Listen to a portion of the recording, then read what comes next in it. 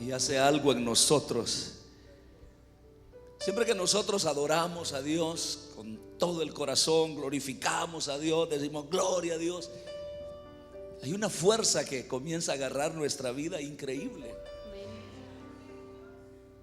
Pero cuando uno está todo apagado, comienza el diablo a meterle un montón de cosas, a sacarlo del culto, y uno no disfruta realmente la riqueza que Dios diseñó para la vida cristiana. Pero sé que ese no es el caso nuestro, pues hemos venido a adorar a Dios con todo nuestro corazón.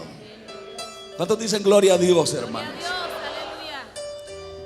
Vamos a abrir la Biblia en el libro de de Filipenses, capítulo 2 y versículo 6. Y vamos a leer también una porción en el libro de Segunda de Corintios, capítulo 8 y versículo 9.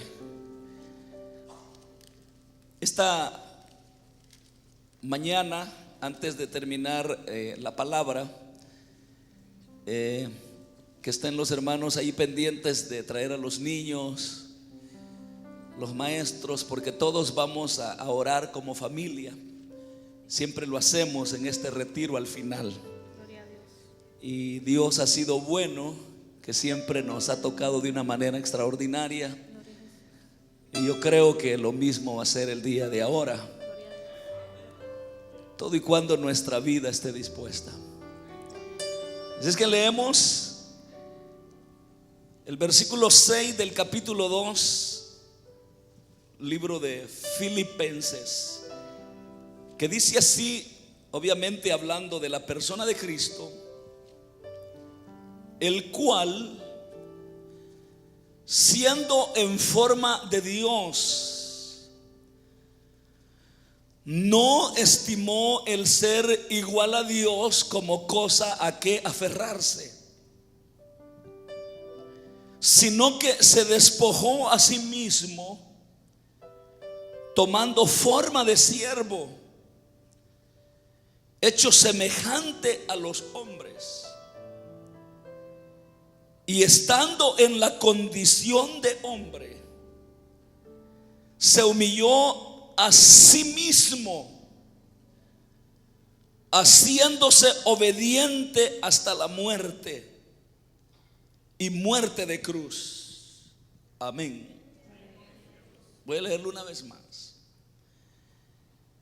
El cual, siendo en forma de Dios, no estimó el ser igual a Dios como cosa a que aferrarse, sino que se despojó a sí mismo, tomando forma de siervo, hecho semejante a los hombres, y estando en la condición de hombre, se humilló a sí mismo, haciéndose obediente hasta la muerte, y muerte de cruz. Capítulo 8, segundo libro de Corintios, versículo 9 dice: porque ya conocéis la gracia de nuestro Señor Jesucristo, que por amor a vosotros se hizo pobre.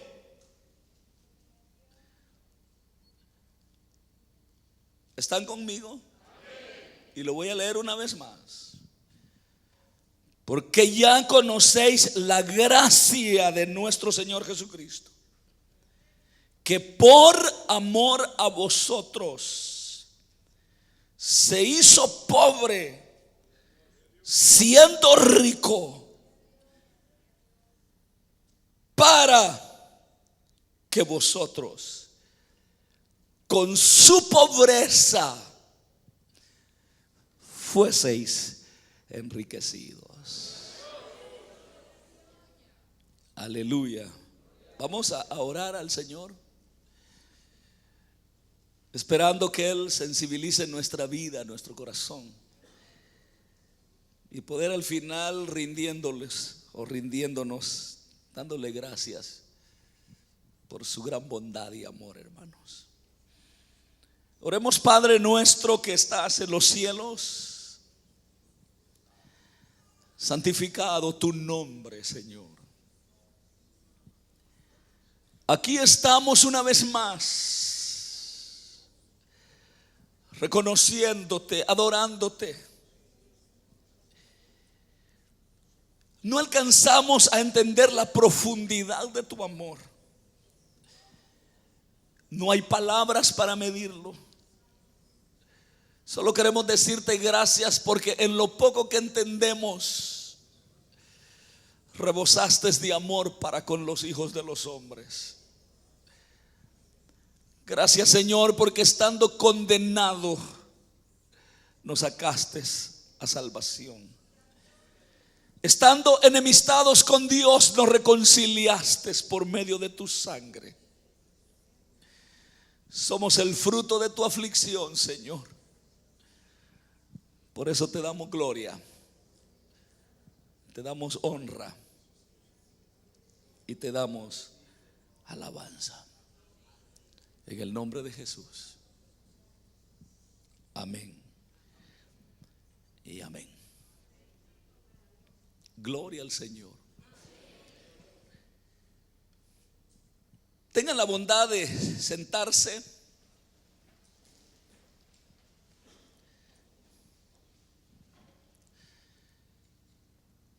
Este es uno de los pasajes más hermosos que la iglesia del Señor puede leer, donde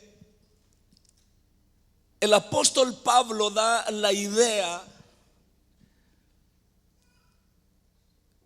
de lo que nuestro Señor Jesucristo tuvo que pasar,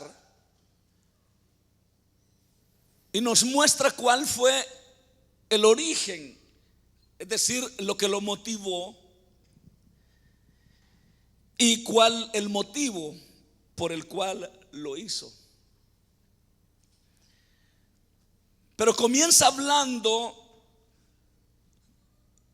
de la eternidad del Señor, de Cristo. ¿Cuántos aman a Cristo? ¿Cuántos aman al Señor, hermano? ¿Cuántos aman al Señor? ¿No saben por qué les pregunto? Para que digan amén y que el Espíritu que mora en nosotros nos haga sentir realmente ese amor profundo por nuestro Señor y Salvador Jesucristo. Pero cuando el apóstol Pablo comienza a hablar de la eternidad del Señor, habla de que él poseía ya la esencia de Dios. Es decir,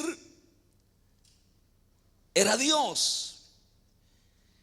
Pero fíjense, hermanos, que la posición que Cristo tenía,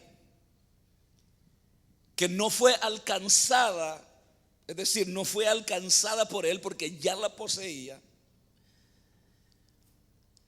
Muchos han querido alcanzar esa posición, y uno de ellos fue precisamente Satanás. ¿Lo recuerdan? Ezequiel 28, Isaías 14, cuando se refiere al rey de Tiro, es una figura, el rey de Tiro, para hablar de Satanás. Pero Satanás quiso ser Dios, o por lo menos alcanzar la posición de Dios, cosa que nuestro Señor Jesucristo la tenía. Y Satanás, en su manera de pensar, decía: junto al Altísimo pondré mi trono, seré igual a Dios. Es decir, que es una posición que añoraba Satanás. Y obviamente fue la misma idea que le metió a Eva a Adán, de alcanzar esa posición que Cristo ya poseía. Él era Dios, tenía la esencia de Dios, la naturaleza de Dios, y no fue que la alcanzara, la tenía. Estoy hablando de lo eterno, antes de que se encarnara. Pero fíjense, hermanos, que Satanás, que es experto es decir, tenía la experiencia por su caída y por qué cayó, conocía exactamente que a Dios le desagradaba que el corazón se llenara de orgullo para alcanzar una posición que no se le había dado. Y como ya lo he dicho, qué mejor manera de tratar de destruir la creación de Dios. Qué mejor manera sino poniéndole la misma idea que embargó su corazón, hablando de Satanás, y que por ende está escrito que el mismo Dios le dijo: pues tú arrojado eres a la tierra, espanto serás. Dios no toleró esa idea de Satanás. Pues obviamente cuando Dios hizo al hombre, Satanás se llenó de envidia, ¿no? Y dijo: bueno, yo una vez quise alcanzar la posición de Dios, tuve esa idea, esto a Dios no le agrada, y ahora soy lo que soy Satanás. Pues si logro meter la misma idea en el hombre, el mismo Dios lo va a destruir. Y ha sido siempre una idea diabólica el querer arrastrar al hombre a la ofensa a Dios, a que ofenda a Dios. Y el mismo Dios, que no tolera el pecado, el mismo Dios es el que corrige. Esa fue la idea que Balaam le dio a Balac. Cuando Balac llamó a Balaam para que maldijera al pueblo de Dios, Dios le dijo: no, porque ese pueblo es bendito y te prohíbo que lo maldiga, y si vas, yo voy a poner las palabras en tu boca. Entonces obviamente 3 veces intervino Balaam queriendo maldecir al pueblo, y Dios le salía al encuentro y le ponía las palabras. Entonces Balaam, queriendo maldecir al pueblo, no podía, sino que abría su boca en parábolas y comenzaba a bendecir a Israel y decía: nadie te podrá hacer frente, serás dominio sobre las naciones. Y Balac le decía: yo te he pagado para que lo maldigas. Sí, pero es que cuando yo quiero maldecirlo, Dios pone las palabras en mis labios. Entonces le dice: pero ven, te voy a aconsejar. Y en Apocalipsis aparece, si ustedes han leído, que le dice a una iglesia: tienes la doctrina de Balaam, que enseñaba a Balac a poner tropiezo a mi pueblo. Entonces la doctrina de Balaam fue una doctrina diabólica que le dijo: yo no puedo maldecirlo porque Dios me sale al encuentro, pero te voy a dar la clave. Trata de arrastrarlos al pecado, y cuando los arrastres al pecado, conociendo yo a Dios, te aseguro que el mismo Dios los destruirá. Y en efecto fue lo que hizo. Y es cuando aquella famosa fornicación en masa, que el pueblo de Israel comenzó a fornicar con las moabitas. Entonces sencillamente lo que hizo Balaam a aconsejarle. Y viene Balaam, ¿y qué le importa perder Miss Universo o las mujeres cuán bellas fueran con tal de hacer pecar a los hijos de Dios? Y ustedes saben lo que pasó. Comenzó una gran mortandad, porque los hijos de Israel estaban pecando, fornicando, a tal grado que un tal Finés pasó enfrente de Moisés con una moabita.